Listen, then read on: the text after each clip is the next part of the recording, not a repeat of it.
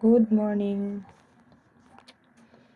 So, yung topic ko for today is about yung na-request kahapon, criteria for entry and how to find entry. Halos same lang naman siya. Ay, wait lang. Bakit ka lumipat dyan? Dito ka. Tanggalin muna natin yan. Ito, criteria. Number 1. Ay, 1. 1 nga lang pala yan. Criteria for entry. Tama ba ako ng spelling? For entry or slash natin. Ano nakalagay dito? How to find entry. How to find entry. Entry. Yan. So, ang nakikita ko lang naman ditong criteria for entry or how to find entry is tatlo lang. Una, bilisan lang natin to. Chalk. Okay, sige. Kasi yung yung strat kasi na ginagamit ko is SMC strat. So, pinag-aralan ko is SMC talaga. Ano kasi siya medyo tagal siyang pag-aralan. Tapos, mahirap siyang pag-aralan literal. Kaya kung ibibigay ko sa inyo itong criteria for entry or how to find entry, ano siya, para sa akin, madali lang ito hanapin. Pero para sa mga newbie or sa mga, yun nga, walang background sa SMC strategy, medyo mahirap siyang hanapin kung hindi mo talaga pag-aaralan itong SMC. Or kahit yung liquidity lang mismo, kung paano siya hanapin. Kasi kung ituro ko man, halimbawa, chok, okay. Paano ba makikita ang chok? Diba? Saan ba hanapin? Although may mga video na ako dyan, paano hanapin ang chok. Pero kailangan nyo pa rin talaga mag-aral. Kasi, bago mo kasi mahanap ang chok, need mo munang mag-aral ng mapping. So, sabi ko nga, medyo madugo yun, part na yun sa mapping. Yung paano makita dyan yung liquidity. Swing. Yung perfect swing na ganyan. Paano yan nakikita? Kasi hindi ka rin makaka-entry ng chocolate say, ano ba ang mga wala ka pang TA dito. Ito si BTC, hindi ko naman to tinita. Let's say itong si BTC. Meron pala siya. Remove natin.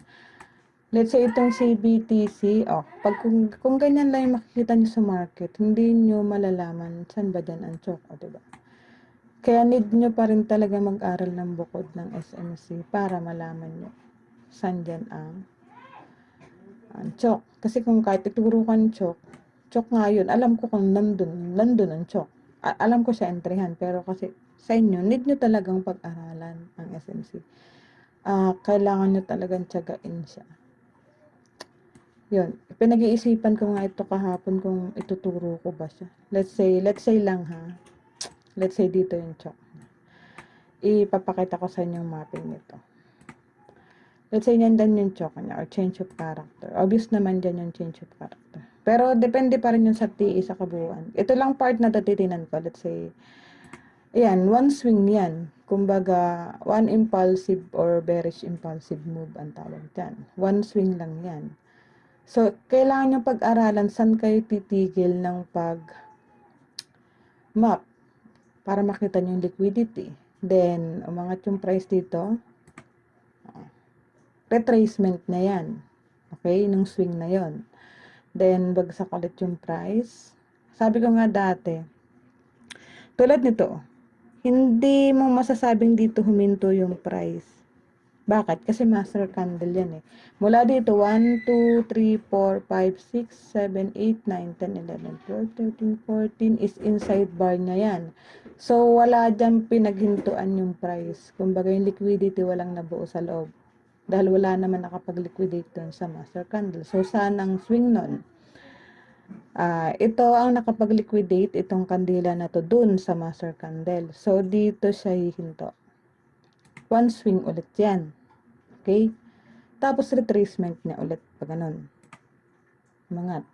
Same lang kung paano kumuha dito ng swing, same lang sa retracement. Yung kung saan may liquidity or nag-stop yung liquidity doon nag-i-stop yung counting. Tapos ito, yan. Kinuha niya yung liquidity nito obviously, kaya dito siya huminto. Okay? Tapos liquidity ulit. Then liquidity ulit dito. Then meron ditong mga grabbing. Okay, grabbing sa kandila kasi kaya siya umaangat kasi may hinihit siyang mga liquidity. Ayan. Kaya nga ang tawag sa gantong swing is liquidity run. Ibig sabihin hindi pa tumitigil kasi yung hindi pa tumitigil yung run o yung let's say kung bibili sila, hindi pa tumitigil kumbaga. Hindi pa sila kumbaga habang may bumibili dun sa area na yun, dito sa side na to maraming nabubuong pera. Okay? Ganun siya. Then, pagbagsak ng price, may nabubuo naman liquidity dito. So, yung liquidity dito, igagrab na nila. Bakit? Kasi ano yan may nabuo na doon Kumbaga, nung natapos na yung pagbili doon, nabuo na yung liquidity dito. So, nakita nilang may nabuo na dito yung liquidity. Babalikan na nila yan para i-hunt ulit or i-grab ulit. Siyempre, pera yan. Dito ulit natigil yung liquidity run. So, saan nabuo yung liquidity? Nandun. Kukunin ba yun? Yes, yun. Obviously, kinuha naman. So, dito lang yung movement niya, retracement na yan. Then, bumalik kasi may nabuo doon liquidity. Kaya kinuha nila. So, kinuha. Pagkakuha, wala nang liquidity dito. So, wala nang dahilan para bumagsak pa si price. Angat. Bakit? Kinuha yung liquidity nito, liquidity nito, liquidity nito, at liquidity nito. Nilahat. So, lagas yung mga perang nabuo doon or stop loss or yung mga liquidation doon. Kumbaga maraming na liquidate yan. Tapos, retracement na ulit kasi isang swing yan. Okay. Tapos ito hindi pa to wala pa tong counting kasi sa loob pa lang siya ng master candle. Pwede kasing bumagsak pa yan, sabi ko nga pag liquidity run, pwedeng dito or pwedeng dito lang. Tapos umangat na ulit pag ganun. Okay? Bakit siya angat? Kasi may nabuo na naman dong liquidity. Ganun. Pero kung hindi niya yung kunin, pwede kasing ito ang kunin niyang liquidity or pwedeng yun. Pero sa experience ko sa market is ito. Ito kukunin mo na to. Pero kung hindi niya yun makuha or tingin ko kukunin yan, saglit na saglit lang yan bagsak ulit. Saan ulit siya pupunta? Doon ulit sa ginawang liquidity.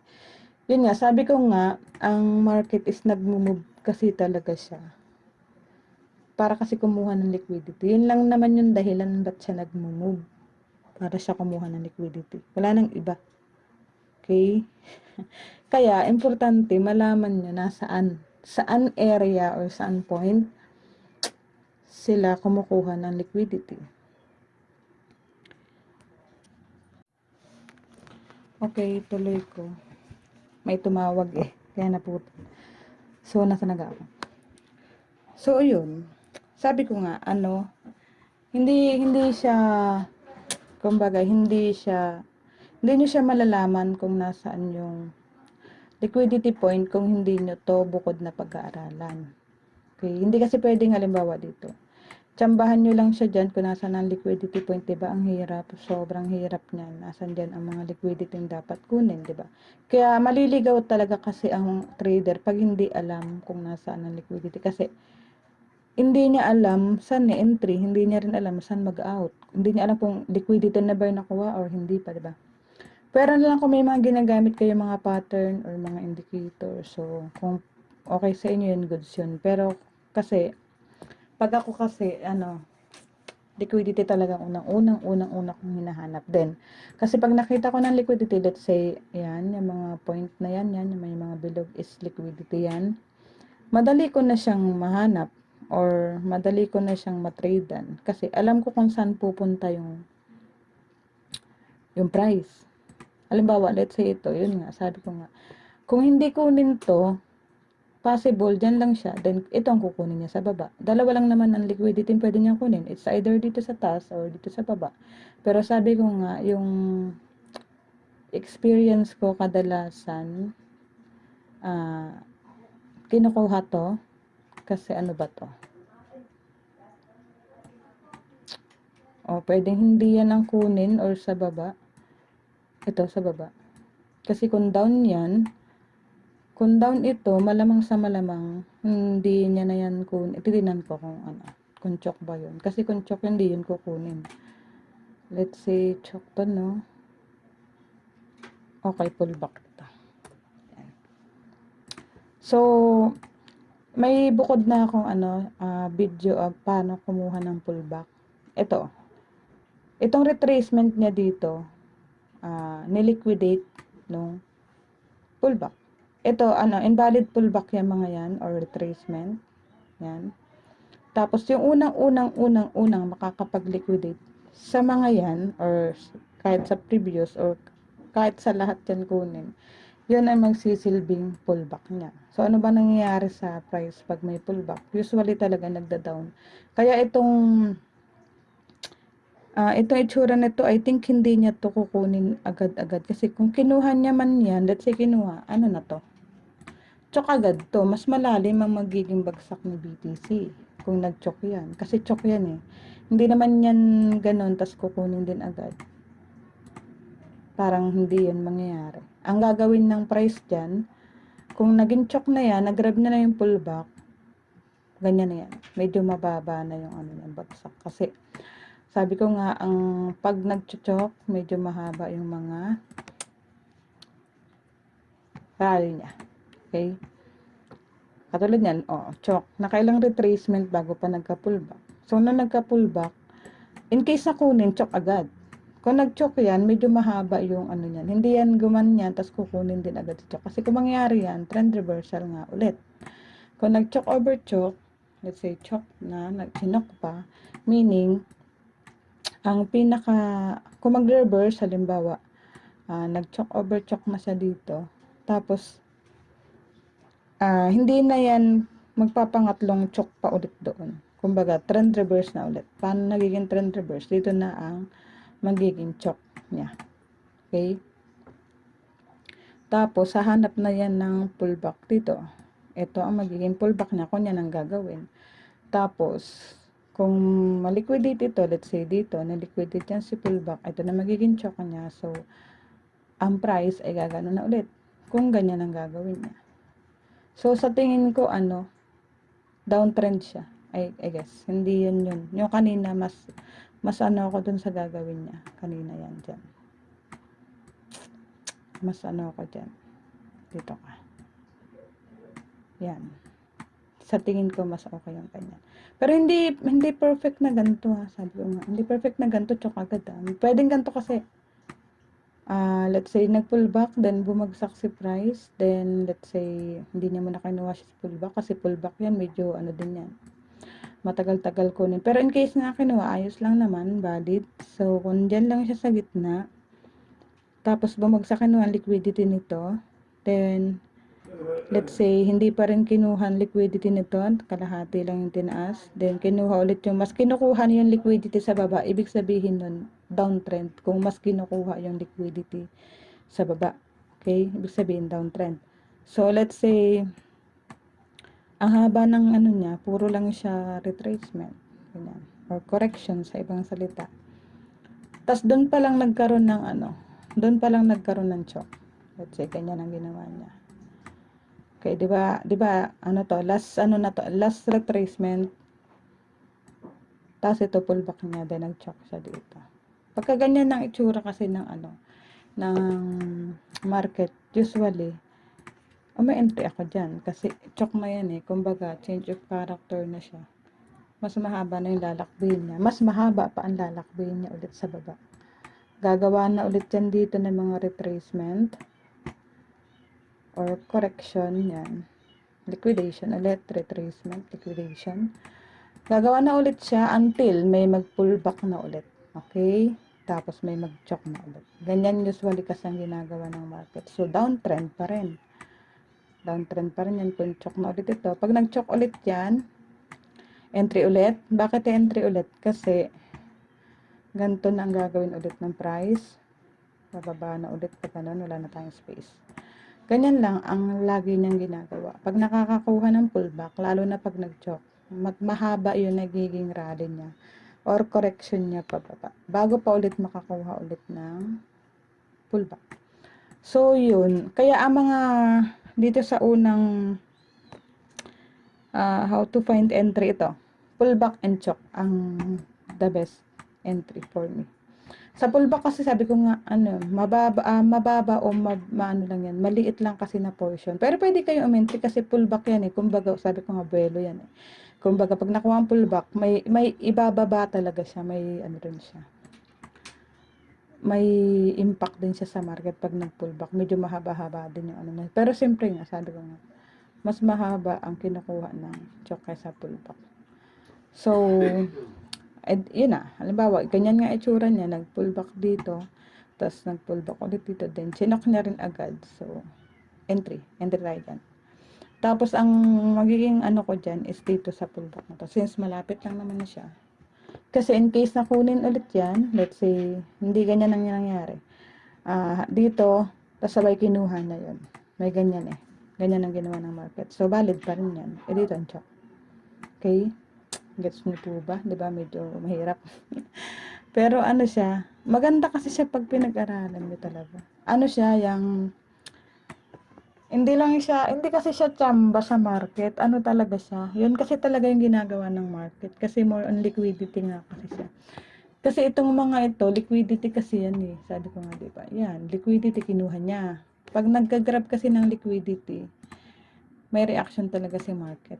Katulad niyan, liquidity ng pullback, kinuha ng chok. So, may reaction talaga si market, babagsak siya. Ganon. Ayan, chok and pullback, best entry for me. Tapos ano pa ba? Yung sa ano, kasi may nakachat ako. Dito sa may, yung paano ko kinuha yung ano dito kahapon, yung sa Fibonacci. Maano din siya, pwede rin siyang entryhan, pero hindi ko siya ina-advise since liquidity trader nga kasi ako. Kaya bihira ako mag-post ng about Fibonacci. Although nakakatulong siya, pero hindi talaga siya kasi yung hindi siya kasama dun sa lesson about SMC ang Fib. Ginamit ko lang siya kasi useful naman talaga siya since nung hindi pa SMC ang gamit ko. Useful talaga siya sa mga swing, lalo na't nung ko ang swing. Kita ko kung paano tumingin ng perfect swing. Let's say yan ang swing niya yung kahapon. In-explain ko na to sa video, ganyan. So, sumapol siya dito sa 0.5. So, reverse. Muntik niya pa nga maabot yung 618. So, reverse talaga yan. Although, kahit hindi naman kasi gumamit ng fib, let's say wala yung fib. Let's say wala. Nasaan na? Okay, tanggalin natin fib. Yan. Alam ko pa rin magre-reverse siya. Kasi sabi ko nga, hindi basta-basta binabalikan ang chok. Kaya, nung nag-retrace siya dyan, hindi yan pupunta dito. Okay? Masisira structure kasi. Kung sisirain niya, gumanon, yun nga. Sabi ko nga, trend reversal na ulit. So, valid naman ang mga galaw ng market, kahit anong galaw pa yan. Ayun. So, yun, tinanggal natin ang Fibonacci, diba? So, entry pa rin talaga. Saan entry? Pwedeng dito. Retracement yan, pwedeng entryhan, pero mas advisable ko sa pullback entry kasi medyo mahaba siya. Mas mahaba siya sa retracement.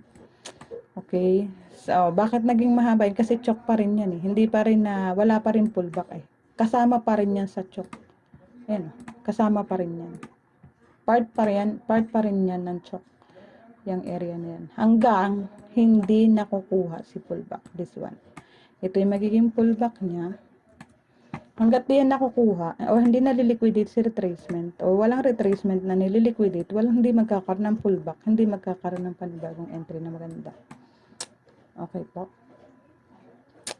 Ano pa ba? Ang Fibonacci hindi rin siya palaging, hindi siya palaging useful. May ano siya. Kumbaga, ginagamit ko lang kasi yun pag may mga swing talaga na mahaba. Tapos may entry ako, yung ganun. At least, alam ko kung nakarating na siya doon, pwede na akong, ginagamit ko lang yun para malaman ko kung mag-add na ba ako ng margin or hindi. Yan lang yung pinakagamit na sa akin. Yun lang. Kung mag-add na ba ako ng margin or hindi. Doon ko ginagamit ang Fibonacci. Okay po. Hindi talaga siya kasi kasama sa SMC. Pero pwede nyo siyang gamitin sa mga swing kung alam nyo tumingin ng perfect swing. Kasi katulad nito, sige balik tayo sa BTC. Kasi kung hindi ka rin talaga nag-aral ng mapping, hindi mo rin alam dyan kung saan ang perfect swings. Let's say wala tayong wait dyan. Dito. O, diba? Pamatahin mo siya. Saan dyan ang perfect swing? Diba? O, sabi nila sa lower and high. Okay. Try natin. Try natin to. Saan ba lower niya? Sige, try natin. Dito ba? Oh, tingnan natin. Okay, bumagsak din siya doon. So, pwede rin. Diba? Pero hindi kasi, sa akin, ayoko kasi ng ganun, yung tsatsamba lang. Kailangan may ano talaga. May swing talagang tinitingnan. Saan ba ang swing? Ito, let's say ito. Tingnan natin sa BTC kung paano. Let's say ito, isang swing siya. Yan, isang swing. Tingnan natin kung babagsakan niya, alin man dun sa golden zone. Dito siya galing, di ba? So, bumagsak siya. Pasok pa rin sa area ng 0.318. Ayan. Tapos, ano pa ba ay mga swing? Lipat natin. Try natin. Gawa na lang natin ng bago. Wala dito naman hanggang dito. Nasaan na? Swing, swing, swing. Okay. Yan. So, 0.5 siya. Pumalo. Ganun lang. Tapos, dito sa huli, tingnan natin, sukatin natin sa feed din tong huli. Mga swing to ha. Imperfect swing talaga tong inaano ko dito. Tingnan natin kung umano siya. Kung pumalo ba talaga. Okay. Nasa area siya ng 0.38. Ito. So, yun. Ganun ko lang siya, Pero hindi ko nga kasi siya, pag mag-entry pa lang ako sa trade, hindi ko ginagamit si feed. Kasi mostly swing trader ako eh. Ginagamit ko nga lang siya ulit kung naka-entry na ako sa trade at mag-add lang ako ng margin. Yan. Kailangan kong gamitin si Fibonacci para malaman ko mag-add na ba ako. Kasi yun nga, sabi ko nga, ang level lang dyan na pwede kong gamitin para makapag-add is yung sa rules ko, sarili kong rules is 618 lang. Kasi ng pinakamalalim na pwedeng kunin ng Fibonacci. Okay? So, yun lang naman ang mga entry point na pwedeng pasukan ng mga trader. Ang alam ko ha, hindi ako nag-aral ng sa pattern. Ano ba yung mga example ng pattern? Yung mga head and shoulders, mga ganun, o kung ano-ano pa. Hindi kasi ako nag-aral ng ganyan. Ganyan, head and shoulders. Sige, gawa natin. Yan, yung mga ganyang pattern. Hindi kasi ako nag-aral yan. Pero kung sa mga nag-aral nito, edi pwede nyo naman rin naman pag-aralan yung mga pattern kung gusto nyo. Pero based sa akin, kung akong tatanungin nyo, sa liquidity talaga. SMC talaga pinaka Kasi kasi ang pattern for me lang to yung pattern siya, kumbaga paano ko ba explain ito? Pattern kasi siya. Kasi kung sa pattern, walang perfect pattern. Yun na sinasabi ko. Let's say dito. Marami ka makikitang pattern dito, pero hindi siya perfect pattern. Unlike, sa liquidity ka nakatingin, alam mo kung kailan siya matatapos. Let's say ito. Inenteran ko ito kahapon. Kanina umaga pagigising ko ng anong oras ba ako gumising? Hindi. Pagkagaling ko ng aktibidad. Nakita ko to. Hindi pa to nahagip kanina. Diba nag-out na ako. Mula dito, nakapag-entry ako diba kahapon dito. Then dito ako actually nag-out. Tapos pinost ko yun kanina. So, sabi ko, yung ginagawa ng kandila na to kasi, reversal to sabi ko. Sa akin lang ha. Yan. Sabi ko, pag na-liquidate ito, totoong previous candle, sabi ko, entry ako for short. So, na-liquidate niya, dito mismo, dito sa nilagay ko na to, nung pagka-liquidate nito, nag-entry ako for short, tapos tinaasan ko lang yung leverage ko kasi, yun nga, ano yun, ang alam ko talaga dyan, reversal na yan. Or, hindi siya reversal na buong, kumbaga, retracement ang kukunin nito. Kaya, ginamit ko yung opportunity nun. Dinaasan ko ng leverage din. Dito ako nag-out sa area na to. So, kumita din ako dun, pangkape. Yun. Kasi, pagka ganyan kahaba, ang unang-una mong isipin, magre-retrace siya. Kaya lang, alam mo, kailan siya magre-retrace? Ito kasing style ng kandila na to, retracement na talaga to. Yan, retracement talagang gagawin yun. Ito kasi liquidity run to. Yan. Pag-aralan nyo rin paano tumingin ng liquidity run. Kasi hindi rin kayo talaga makaka-entry. Kung hindi nyo alam, hihinto na ba si market or diretso pa. Dito, kung pag-aralan nyo yung liquidity run, mapapag-aralan nyo yung mga kandila na saan ba siya hihinto. Makikita, maano nyo yun, malalaman nyo. Kung hinto na ba siya o hindi. Kasi kung hindi mo siya pag-aaralan, ganito kabulag, nasa na yung BTC kanina. Dami ko na kasing drawing dyan sa BTC. Yan, tanggalin natin itong mga drawing. Halimbawa yan. Kung hindi mo pag-aaralan, kahit yung liquidity run lang, hindi mo alam kung saan siya hihinto. Unlike dun sa nag-aral talaga, alam nila kung hinto na ba si price o. Kasi, halimbawa ako, alam ko siya kung hihinto na. Let's say dito kanina nga. Liquidity run ginawa niya dito. Yan, di ba? Mula dito hanggang dito is liquidity run. Tapos, alam ko kung huminto na ba siya o hindi. Parang ganun. Doon pala yun sa ETH. Pero, ganyan din yan. Let's say yan. Nung niliquidate to, marami nag-entry. Kasi, alam nila, yung mga nakapag-entry dyan, marunong din bumasa ng liquidity run. Kaya sila nakapag-entry dyan. So, yung portion na yun, malamang sa malamang, kumita sila doon. Maliit lang to sa 4 hours. Pero sa 1 hour, mahaba yan. So, mas mataas pa, mas maliit pa, mas mababa pa ang time frame, mahaba yan. Yung portion na yan is, siyempre, marami nag-benefit. Kasi alam nga nila, tumingin ng liquidity run. Kung babagsak, kung magre-reverse na bang ganun o hindi pa.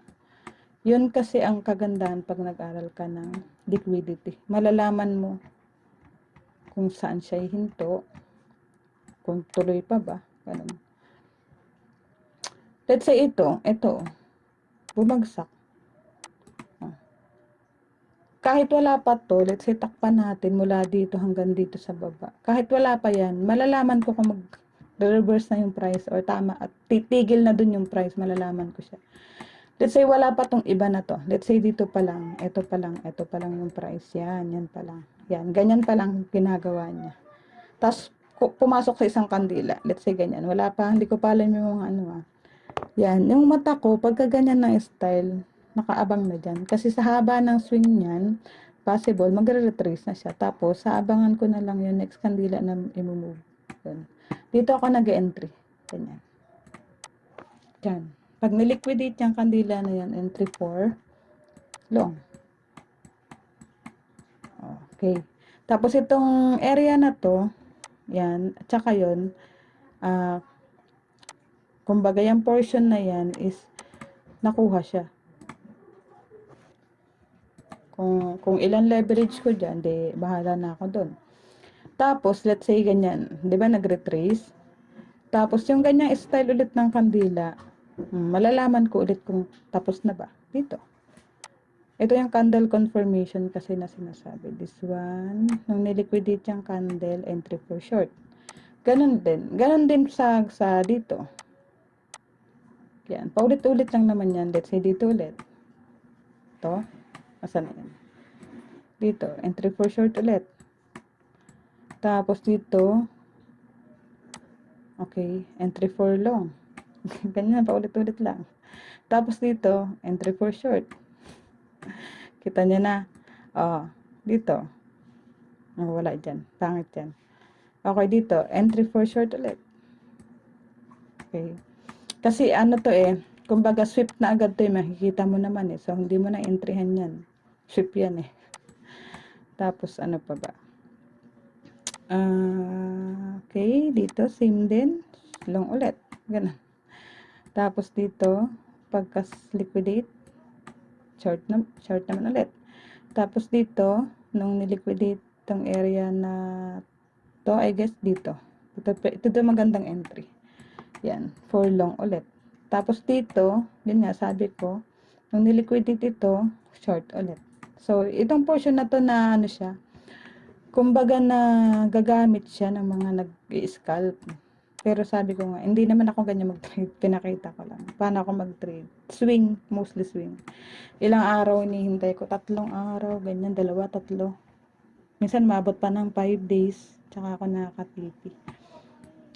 Ayan. Dito, kasi ito, halimbawa ito, ilang days yan, oh. Almost 2 days ang hinintay ko bago ako nakatipid dyan.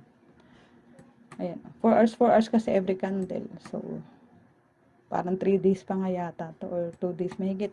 Dito ako nag-entry, nakakita din kasi ako dito ng ano nung nag-entry ako. Ito, nung niliquidate, diba, chok siya. Perfect for entry pag chok lagi.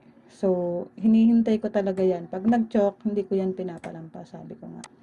Nung niliquidate, nag-entry na ako dyan for long. Kasi in-expect ko talaga dyan mahaba ang lalakbay niyan. Magka-news man o wala, ang chok, mahaba ang nilalakbay niyan. Kasi baka sabihin nyo, nagka-news kasi kahapon, kaya hindi kahit walang news, kung hindi nagka-news kahapon, ganyan pa rin magiging under niya, pero possible, bukas or sa isang araw pa ang under na ganyan. Pero ganyan pa rin ang under niyan. Kasi chok nga yan eh. So, yun, dito ako nakapag-entry, tapos dito ako nag-out. Dito. Nung niliquidate, nung nakita kong ililiquidate niya na to, nag-out na ako dito yata sa may, I guess dito sa gitna. Then, nag-entry naman ako for short. So, dalawa yung ano. Tapos, nag-TP na rin ako agad dito. Kasi retracement lang naman yan eh. So, yun. So, double ano yun? Double profit. Okay, yan lang naman. So, yun nga, mahirap nga kasi siyang malaman kung hindi nyo pag-aaralan ang una. Ito, susulat ko yung mga dapat yung pag-aralan. Okay? Lagi ko naman itong sinasabi sa ano. Ito. Ito, i-ano nyo to, search nyo to sa YouTube. Number 1. Kung hindi buong SMC pag-aaralan nyo, pwede ito muna ang pag-aralan nyo, liquidity run. Nagagamit naman to kahit sa strategy, liquidity run. Tapos mapping, number 2. Mapping. Mapping o how to locate liquidity. Kailangan nyo kasi yan. Paano kayo makapag-trade kung hindi nyo yan mahanap, diba? Number 3 is, ito mahalaga, candle confirmation. Yung mga pinag-ano ko kung saan ako na-entry, yun, confirmation. Yun yung mapapag-aralan nyo. Tapos, for candle sweep or grab. Sweep. Tapos, 5 is candle closer. Yan. Kahit yan lang muna ang pag-aralan nyo. Pag sama-samahan nyo yan, pag-aralan nyo, kahit gaano katagal. At sa ito, pinag-aralan nyo ng 1 buwan o 3 buwan, ayos lang, tsagain nyo. Tapos mapping another 3 buwan. Candle confirmation, halimbawa 1 taon na kayo nag-aaral, ma-perfect lang to. Pag na-perfect nyo naman to, goods na kayo mag-entry. Lalo't sa mga may nakikita kayong swing, kaya lang, siyempre, iba pa rin pag sa SMC kasi. Makikita nyo kasi yung mag-perfect entry. Pag nag-aaral talaga kayo ng SMC. Yun kasi yun, hindi kasi pwedeng ituro ko ng kung saan ako nag-entry. Kung hindi rin naman pinag-aralan ng SMC nga. Diba? Pero kung medyo nahihirapan kayo sa SMC itong 5 na to. Pag-aralan nyo to. Hindi kasi kayo, kahit magturo ko na magturo dito, kung hindi nyo naman to pinag-aaralan, wala din yun, saysay. Oo, wala talaga. Yun nga, sabi ko nga kung imagine wala tong guhit na to, mga guhit-guhit na yan. O so, paano kayo magte-trade dyan? Pero kung pag-aaralan na to, at least malalaman nyo na. Malalaman nyo yan sigurado. Kasi ano to, mahalaga to mga to. Yan. More on candle, ano yan, nakafocus sa candle. Yung candle sweep, candle closer, magkaiba yan. Candle confirmation, paano mag-entry yan. Ito. Kasama na dito ang ano, liquidity run, magkasama halos yan, dalawa na yan. Tapos mapping, siyempre how to locate liquidity. Hindi nyo rin kasi magagamit yung mga iba na yan. Kung hindi nyo, ito unahin nyo. How to locate liquidity. Yan. Yan muna unahin nyo kung paano makalocate. Pag na-perfect nyo na yan, or na-master nyo na, yan. Sunod nyo na liquidity run, candle sweep, candle closer, then candle confirmation. Pwede na kayo mag-trade pag na-perfect nyan. Siyempre, tagain nyo pag-aralan. Kasi hindi rin kasi madali ang pinagdaanan dyan ng mga nag-aaral niyan. Yun nga, sa trading, hindi na kasi kayo pwedeng mag-trade nang hindi kayo nag-aaral or umaasa lang kayo sa signal. Kailangan nyo talaga mag-aaral kung gusto nyo seryoso ng trading. Kasi yung mga nagbibigay ng signal na libre, hindi yan laging available. Yung mga nagbibigay ng technical analysis nila ng libre, hindi yan laging available. Napapagod din ng mga yan. Kailangan din ng pahinga, kailangan din ng tulog. Diba? Paano kung ganito, umaangat na, o pabagsak na, hindi nyo alam ang gagawin nyo, kailangan nyo pa sa mentor. Paano kung tulog sa mentor o kayo naliligo, bumagsak na yung price hanggang dito. Eh kung kayo sa sarili nyo, alam nyo paano tumingin ng ganito, kung babagsak na o hindi, ganyan, o magre-reverse. Kayo na lang, kahit wala kayong mga signal na natatanggap, o kaya wala si mentor sa tabi nyo. Kayo, makakapag-decide kayo sa sarili nyo kung may entry na ba kayo sa trade o no. Kung mag-aaral nga kayo. Ngayon, kung hindi kayo mag-aaral, eh, wala talaga. Hindi talaga yan. Hindi kayo magsasucess sa trading, promise. Kung hindi kayo mag-aaral. Need nyo siyang pag-aralan. Ngayon nga, sabi ko, hindi available lagi si mentor or hindi laging may nagbabato ng pre-signal na tama. Kasi may mga nagbabato ng signal na ililigaw lang kayo. May mga nagbabato ng signal ng mga ano talaga, mga tinii talaga nila yon or ine-entryhan talaga nila kaya binabahagi nila yung TA or yung signal. Yun nga, paano kung hindi sila available? May mga lakad din yung iba. May mga priority din yung iba. Hindi yan laging makakapagbato ng signal o hindi makakapagbato ng TA. So, paano kayo makakapag-trade? Hindi kayo masabing trader kung umaasa kayo sa kanila. Kailangan nyong mag-aral ng sa inyong sarili. Kasi in the long run, magagamit nyo siya eh. Hindi siya sayang kung mag-aaral kayo. Ano siya, achievement. Halimbawa, nag-aral kayo ng 2 taon, 3 taon dyan sa strategy na yan. Good. Tapos yung another, halimbawa, ilang taon na kayo ngayon? 30. Nag-aaral kayo ng 3 taon, 33 na kayo. Yung 33 nyo pataas hanggang 60. Oh. Ano na lang gagawin nyo? Trade na lang kayo ng trade. Eh kaysa naman nung inabot ka na ng 60 years old, hindi ka pa rin nag-aaral. Oh. Ay, paano yung mentor mong inaasahan? Patay na yun siguro. Ano na yun? Kung 100 years old na yun, makakapag-TE pa ba yun? Samantalang kung ako nga may estudyante akong 13 at saka 18, sinasabi ko nga yan lagi. At magaling sila magaling sila, mautak, matatalino. Pero bata pa yung mga yun, pero nag-aaral, nagpapaturo talaga sila. Gusto talaga nilang matuto. Kasi kung ayaw mo mag-aral, ibig sabihin lang ayaw mo matuto. Ganun lang yun. Tapos, ano pa ba? Maganda yung mga ganun, bata pa lang nag-aaral na. Mas maganda yung ganun. Pag tungtong nung 13 years old sa 20 niya, ay ano na yun, halimaw na yun sa market. Kaya ngayon pa lang inaaral niya na. Yung 18 years old din, bago siya mag-25, profitable. Ngayon nga, nagiging profitable siya kasi may mga sinishare akong knowledge na para lang sa mga estudyante ko na sinishare ko rin sa kanya kasi kita ko yung ano niya yung dedication niya bang matuto. Malalaman ko kasi yan sa tao kung dedicated ba talaga sa trading or wala lang sa kanya. Or parang naggagambling lang. So, yun nga. Ito pag-aralan nyo. Kahit ito lang muna, malaking tulong na to. Hindi ko masasabing Isang buwan matutunan nyo na to. Kung ito lahat pag-aaralan nyo 6 months or kung magaling kayo masyado, kayo mataas ang IQ, 3 months pwede na.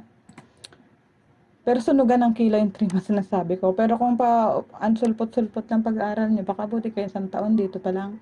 Ganon talaga siya. Kasi ano yan alam mo, pinag-aaralan yung liquidity run, i-apply nyo rin siya. Yan, tapos pag-aaralan yun, i-apply nyo rin. Magba-back testing kayo, magpo-front test din. Pwede kayong gumamit ng demo account. Pag may natutunan na kayo, gamit ng demo account. Ngayon, iba pa rin kasi pag-apply sa live. Doon mo malalaman kung natutunan mo talaga itong mga to. Kasi kung live, iba ang galaw ng live ha. Let's say punta tayo sa 1 minute. Minsan nag-trade ako ng 1 minute pag wala akong magawa. Iba yan. Iba ang galaw niyan, mabilis. Kung napag-aralan mo na yung lahat, kailangan man dumaan dito. Decision making malala. Mabilisan lang yan. Katulad nung napanood nyo yung video namin nung estudyante. Diba? Ang bilis namin mag-decision doon. Sa sobrang bilis, hindi na kami nakapag-entry. Ayun. May entry pala kami na SL, pero ayos lang yun. $1 lang inana namin doon. So, yun nga, ang best advice na maibabahagi ko is mag-aral. Yun talaga. Ito na. Screenshot nyo to or sulat nyo. Yan. Kahit yan lang na. Kasi ang pag-aaral ng SMC matagal to. Sabi ko nga, ako inabot ng 7 months to 1 year bago ko siya nakuha. Iba pa yung iba pa yung pag-apply dun sa live trade. Iba pa yun. Nagla-live trade ka na talaga. Yung utak mo na mabilis ka dapat magdesisyon. Kaya nga mas pinili ko ang 4 hours kasi hindi ako mabilis magdesisyon. Kumbaga, siya, mas okay sa akin ng 4-hour time frame kasi nakakatulog pa ako. Paggising ko, let's say, kumuha ko ng tulog ng 1 oras, yung kandila nandun pa rin sa na yun, diba? So, yun, ang time frame naman is higher time frame or lower time frame, isa lang naman yun. Wala namang pinagkaiba. Siyempre, mas kita mo talaga yung galaw sa mas mataas na time frame. Ganun talaga. Kumbaga, bigger picture yun eh. Pero kung bababa ka ng time frame at magti-trade ka, same lang. Wala silang pinagkaiba. Same lang yan. Same lang yung, yung sa calculation ng, mo, yung sa SL mo, yung same lang. Kasi akala na iba pag nag-trade ka sa higher time frame ay mas malaki ang profit. Hindi, same lang yun kung paano ka nag-trade ng lower time frame. Same lang siya. Kumbaga, ang pinagkaiba lang niya is, yun nga, mas matagal talaga ang 4-hour time frame. Pero mas okay sa akin to kasi since swing naman ako. So, goods yun. Goods yan para sa akin ng tama katulad yan. Napapag-aralan ko pa yung galaw niya. Mas napapag-aralan ko yung galaw niya. Kaysa dun sa yung tinrade namin ng 1 minute. Although nakapag-desisyon naman kami dun ng medyo maganda. Pero hindi maganda yung naging resulta. Ibig sabihin, kumbaga, makikita nyo dun paano kami mag-decide. Paano kami lumilipat ng stock, diba? Pag halimbawa, nag-change, reverse na siya ng change, lipat. Yun, yung mabilisan. Ayun, sanay na kasi kami sa ganun. So, yun. Okay, ito. Screenshot niyo po ito. Tapos, ito. Mag-focus lang kayo dito, goods to. Marami kayong matututunan pagka ito, kahit ito lang. Ito kasama kasi sa course na ko to, ina-offer ko. Yung mga nagbibigay ng bayad. Kasi, pag one-on-one kasi ang mentoring, mas matututo kayo. May bayad nga lang, siyempre pang merienda. Hindi naman ganun kalaki. Pero tututukan talaga kayo, one-on-one. Hindi man ako nagme-mentor ng maramihan. Halimbawa, ako mag-isa tapos ang dami kong kausap. Iba-iba kasi iba-iba ang ugali ng mga trader. Hindi pwedeng lahok-lahok mo silang kausapin. One-on-one pinakamaganda, mas matututukan mo kasi makikilala mo yung estudyante mo kung paano siya. Matuturo mo sa kanya kung saan isang time frame magandang pumasok. Yun, makikilala mo kasi siya. One-on-one talaga. Tsaka hindi ko sila binibitawan hanggat hindi sila natututo. Yun. Tapos sa one-on-one kasi, siyempre, ituturo sa'yo lahat na. Walang matitira sa mentor. Lahat yan ituturo. Yan. Yan, ay ano lang to, is ilan lang to sa mga ituturo. Sobrang marami pa yun, sabi ko nga, mas marami pa minsan ang course ng ano, ng trading kaysa course sa college. Totoo yun. Ilan lang to sobrang daming lesson na. Tapos psychology pa. Tuturo pa sa inyo yung psychology.